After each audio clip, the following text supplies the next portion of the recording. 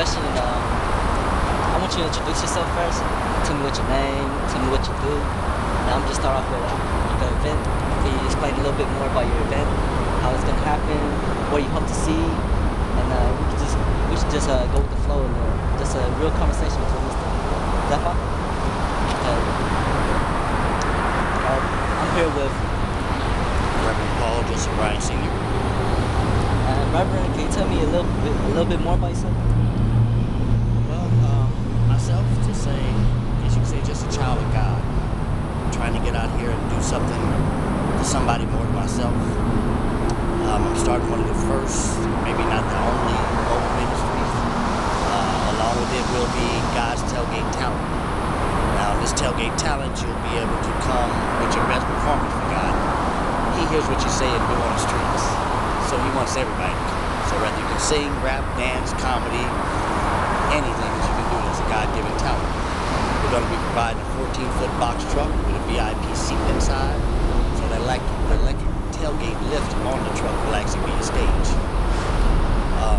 Throughout the course of me thinking of the course, I didn't originally get this truck for this plan. I was just assuming to venture out and start a normal business, and God kind of planted a few things in my mind.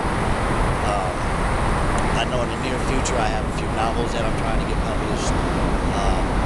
Working on a movie with a gentleman. It's just a lot of being a spokesperson for Jesus TV, starting God's Real Talk TV along with it.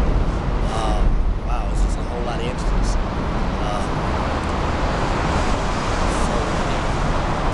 Can you say the name of the event again? The God's Tailgate Talent. God's Tailgate Talent. Okay. What is your role in it? Are you the main project coordinator, or? I've been the main everything. I've been praying for people to jump in whenever they can to assist, but I think I'm almost to the end of the road, and I'm sure what they come with will still be a blessing. Because I'm looking for all performers. I got DJs, rappers, comedians, singers, dancers. I have the whole everything to throw the whole soup in the pot. It's just actually praying that everything comes together on that day in particular. Now I'm not just sitting out there listening to my own music. But there'll be a lot of things I'm doing towards trying to recreate the world, basically, because I'm going to involve homeless people in it more so than people that are already standing on their feet. Because I have one of these solutions that will probably get the federal government and everybody's mama looking after me, trying to figure out why is this man trying to end homelessness when we're making so much money off of it. Same way as I'm trying to end all this extra prison sentences. I plan on being a part of the prison ministry along with my street ministry. As you see, well, I guess by the photo which Mr. Bond has, I'm actually living with inside of my limit. And at the standpoint of refusing to go back and live inside of a home, because I can't begin to speak upon something and do anything about an issue unless I know enough about it. So being the fact I am out here and labeled as homeless, which is just a term of just kind of doing God's work. Because to look back in life, Jesus wasn't homeless, nor was any caveman. So it's just something I'm trying to figure through the grace of God to pull everybody together. I'm going to incorporate the homeless and trying to incorporate a lot of businesses. That's why I've been networking and trying to pull all the different entities of business together to even join them under the PIG industry, which is the Prayer of God. So I'll have everything that you can list, from carpenters, I'm a locksmith, on down to hairs, nails, pet salon, and everything in between. All listed on the side of the PIG truck.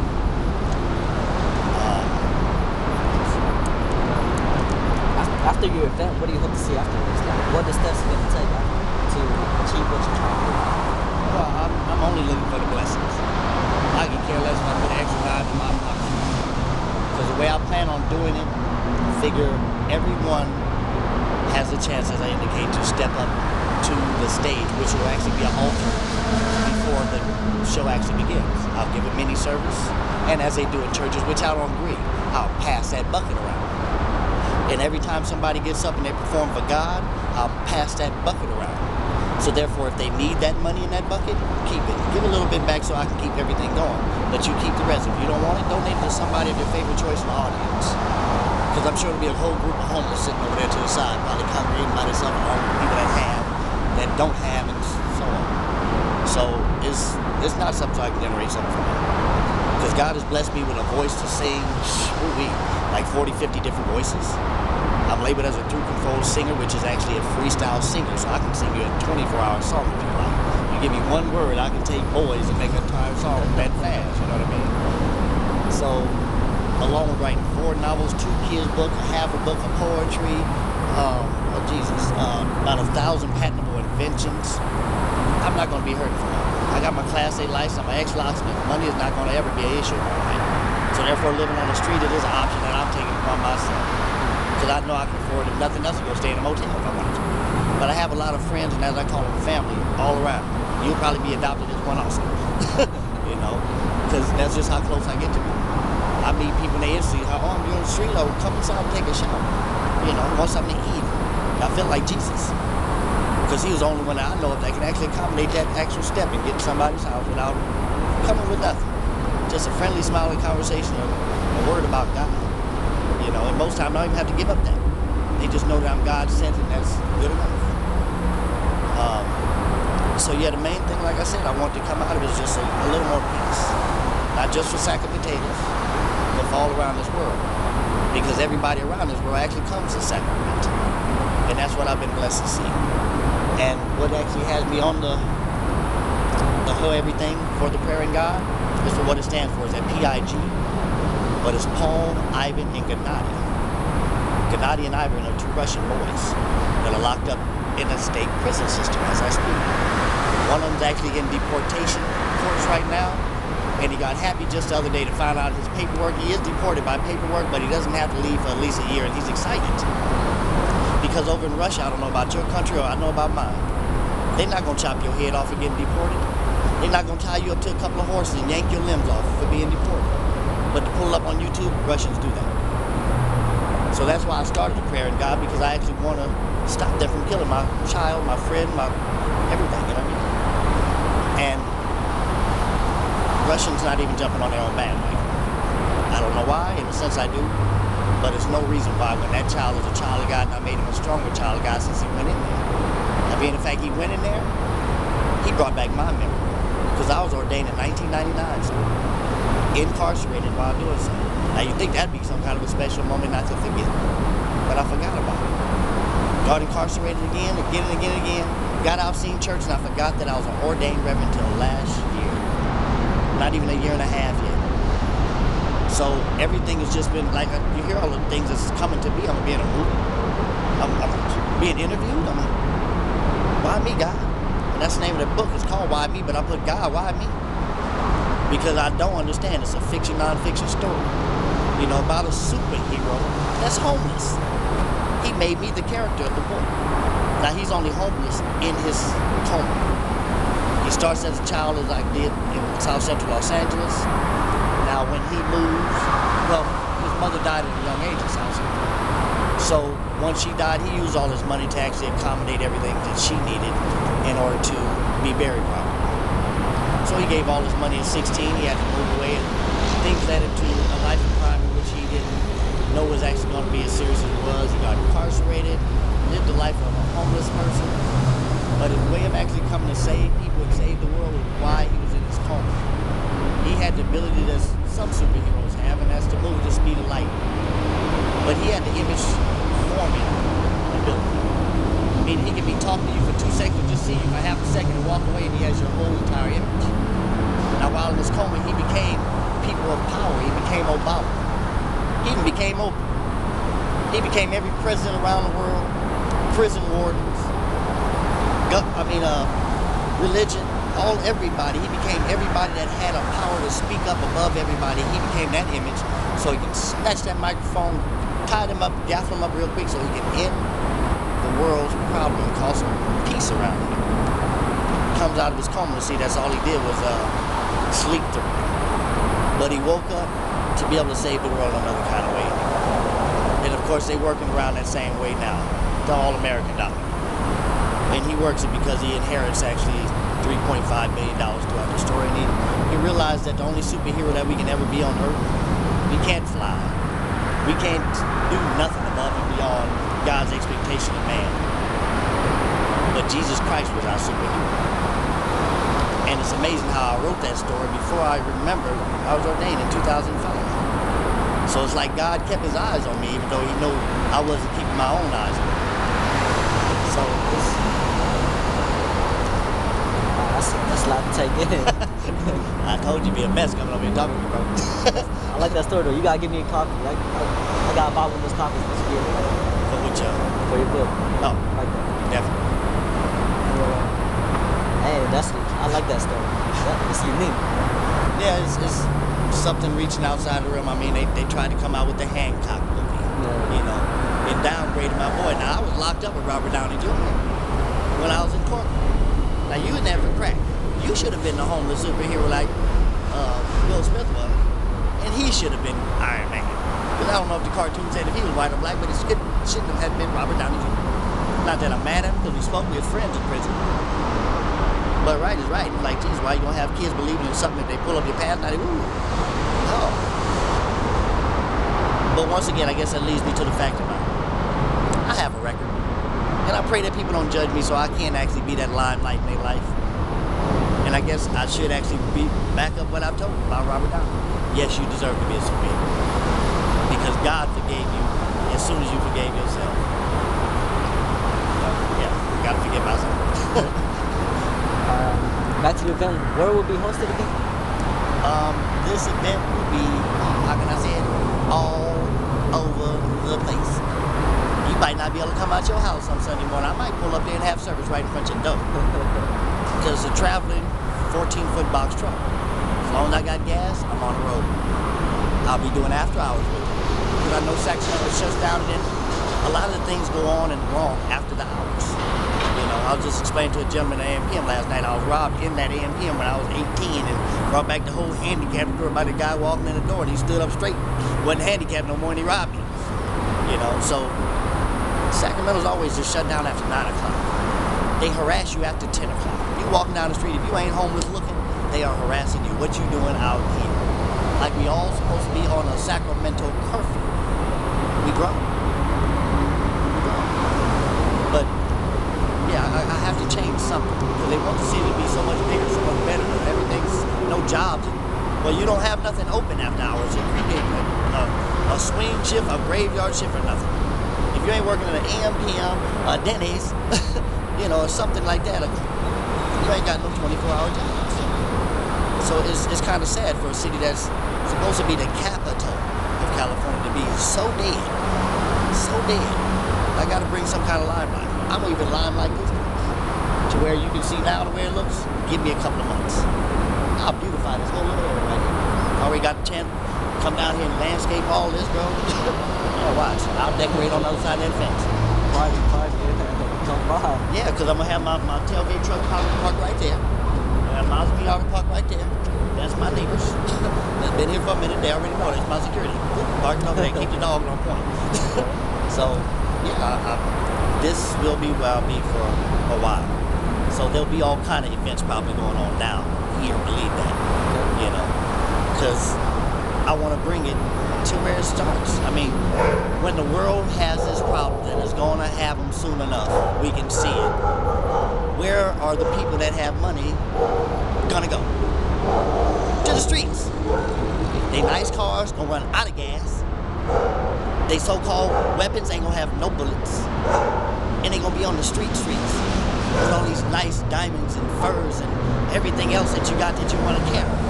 Because you can't carry the money because it's gonna be locked up in the bank frozen somewhere. And even if you could, you can't drag it on along with you. Anyway, it's gonna be mugged. So the only people you're gonna rely upon is the homeless. You can be trying to get yourself directed to something to eat. Out there begging along with them that you couldn't have them beg you. It's gonna be interesting. And I'm loving that I'm gonna be part of it. You know? I mean, I love the rich because I'm sure I got friends that are. But it disgusts me to know that, and I know I wasn't saying I was rich, but I didn't help out like I should. But this time in my life, I'm not gonna have a property. I've had people sleep in my limo with me. You know, so I know if I have property, man, that's a lot of camping space. But like I say, Sacramento just has this problem. They know they're making all the money off of homelessness and prison life, so they don't want either one to end. That's sad. To know that the world could be a better place if you leave all these people alone so they can really rebuild it. They'd love, I mean, homeless people, they would clean this up in no time. I'm part of actually a long strand part of Occupy Sacramento. They're sleeping in front of City Hall. That's another interview spot I want to take you. Because they're out there getting harassed for sleeping on the grass. Maybe having to urinate or feet, whatever. But they won't open the restroom across the street at the park and leave it open when they volunteer to paint it and keep it secure. Grass dead down to the dirt. It was in the front page of Sacramento Bee. And they're writing on the chalk, on the concrete with chalk, and all little stuff, maybe smoking some marijuana or something simple.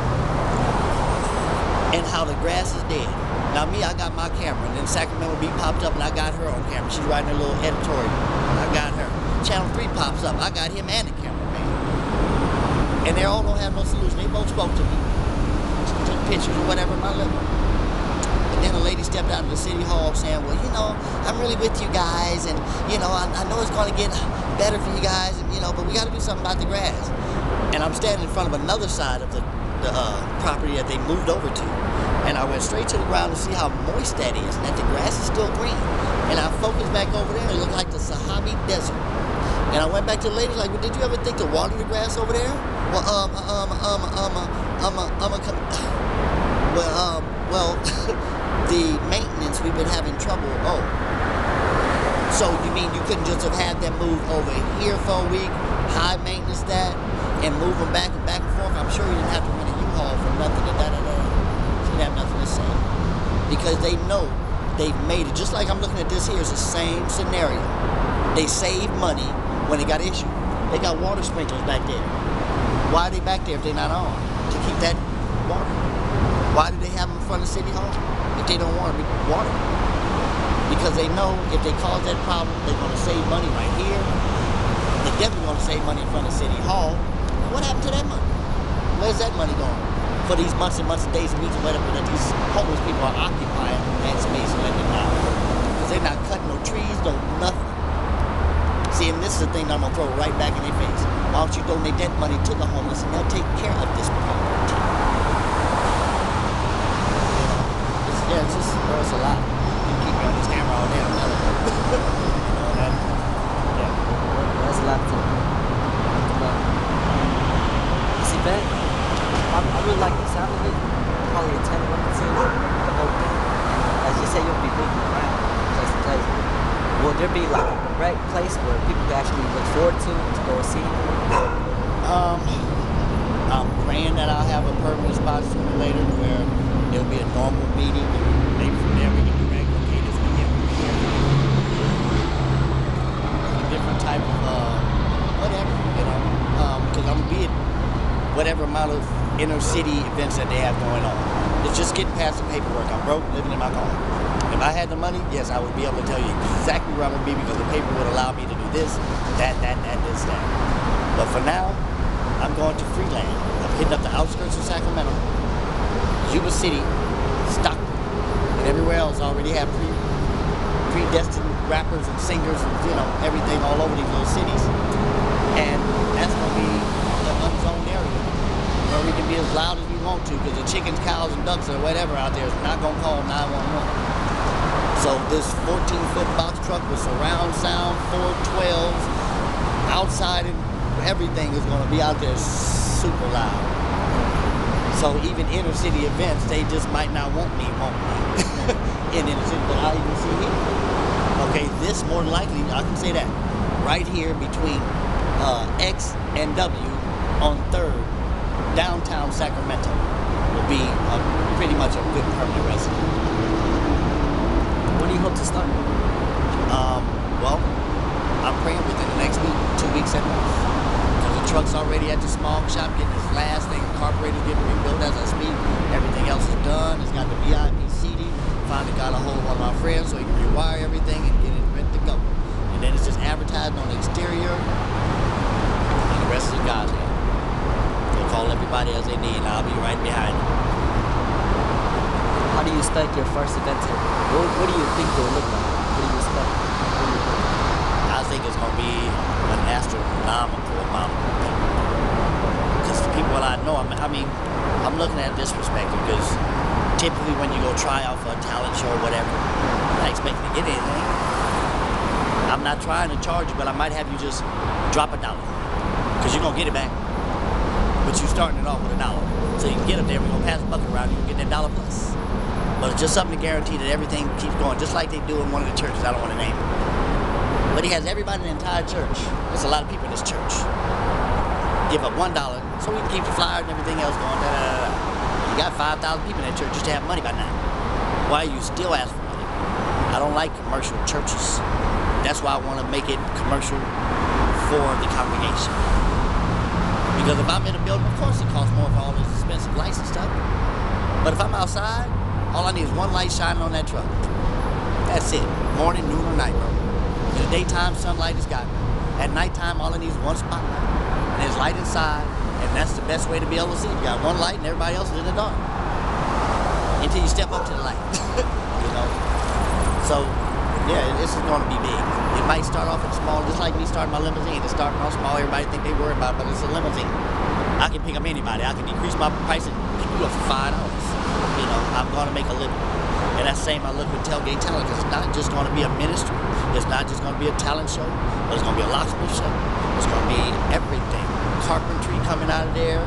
Mechanics is jumping up out of there. I mean, and this is one of my dreams. I want to drive down the street, spot that home that needs a paint job. Call my crew, hey, come over to such and such address, go and knock that out. Don't leave nothing but a card. And a God bless you. If you want to donate something back to the cause, fine. Drive down the street, I want to spot a raggedy car sitting in the driveway. I'm a locksmith, I'm going to get in it. I'm going to open it. I'm going to make a key for it if I need me. And I'm going to have you guys figure out what's wrong with it. Fix that car, put a bow on it, and let's keep on moving. Because sometimes you got to get back to those that don't know how to get things up. That's part of loving thy neighbors as you love yourself. If my car ain't broken down, why is your car broken down? My refrigerator full, why is yours empty? You know? Yeah, I'm just trying to recreate the wheel and back it up some. Because everybody worried about making so much and doing it. I want to make my CDs and everything, but I want to get them away. I want to make copies of books, but I want to give some away. You know, like everything does not have to be sold that you make. You know, you got to have a giveaway section. To know you just donated just because you felt like donating. It ain't going on your tax, nothing. Just you gave it as a gift. It's just free, just like Christmas.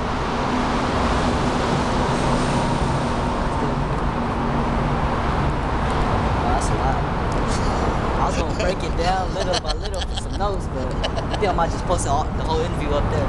Yeah? That's a lot. How will you, I mean, they'll post it by... I'm trying to get it by the side of right here on accesslocal.tv. Put that up there. Is it still on? accesslocal.tv, right here. You are watching which will be part of Jesus TV. Sponsored and represented in full by God, Real Talk TV. Accommodated by Mr. Bond of Access Local TV and Sacramento's, I call sack of potatoes. Because once you get in sack, you're deeply rooted. And we just stuck here. But while we are deeply rooted, we got to know how to grow and mature so everybody will love our delicious tastes. Have a blessed America, a blessed world.